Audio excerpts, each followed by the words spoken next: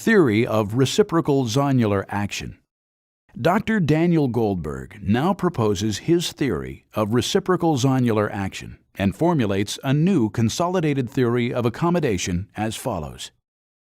The engine of accommodation is the contraction of the ciliary body mediated by the distribution of forces via all elements of the zonular apparatus. The resultant changes in refraction are due to the increased thickness of the lens and the increased curvature of the anterior and posterior capsule. The complex anatomy of the vitreous zonule results in traction on the vitreous membrane peripherally and traction on Weigert's ligament connecting the posterior capsule and vitreous membrane.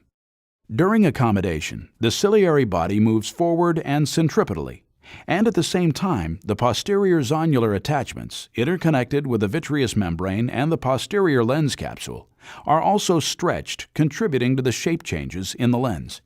During disaccommodation, the lens returns to its original non-accommodative state as a result of traction of the anterior zonules, accompanied by a return of the vitreous compartment and the shape of the vitreous membrane to its non-accommodated state. There is a reciprocal action of the anterior zonules and the posterior zonules.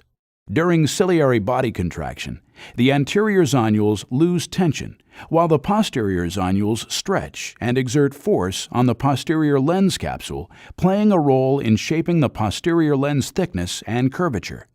During ciliary body relaxation, the posterior zonules lose tension as the lens flattens and is pulled back by the increasing tension of the anterior zonules.